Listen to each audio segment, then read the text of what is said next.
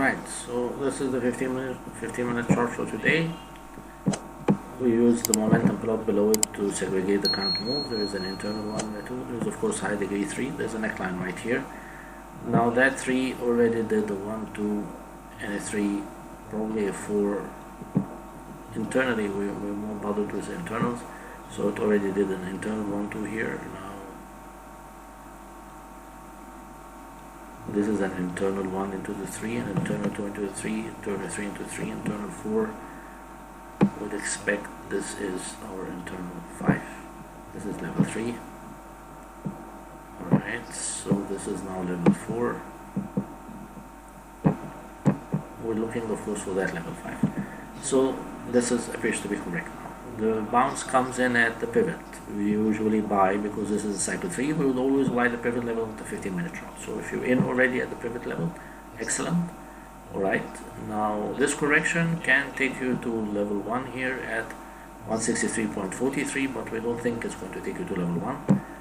We think even if this is going to be an AB and the C, A and then B and then C, we are going to be contained at that ending diagonal 164 and 164.34, where we have these arrows, are of course at the pivot level and slightly above the pivot level. Okay, so the market is a buy right now if you are not already in at that pivot level. And on that 15 minute chart, really what we are seeing is there's going to be consolidation inside of this wedge until there is breakout of that out to level 5. This consolidation is probably easy to trade if we are always adhering to buying the pivot level on a daily basis.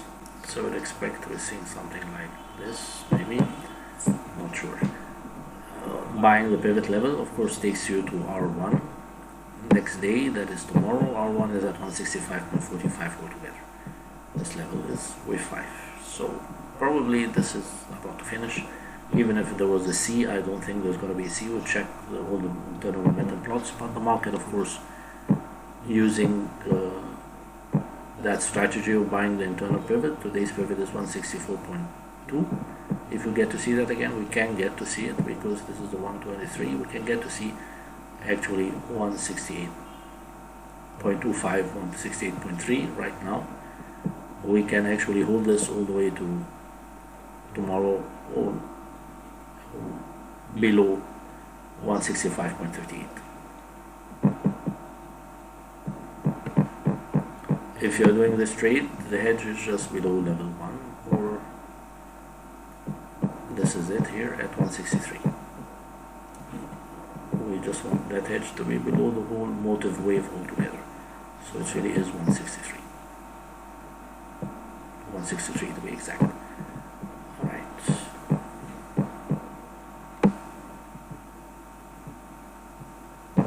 Let's check the momentum pictures just to make sure that what we are doing is correct, that we really have strong, consistent, positive momentum everywhere. We have a very nice bounce here on the 30 minutes. This is very nice signal, very good signal.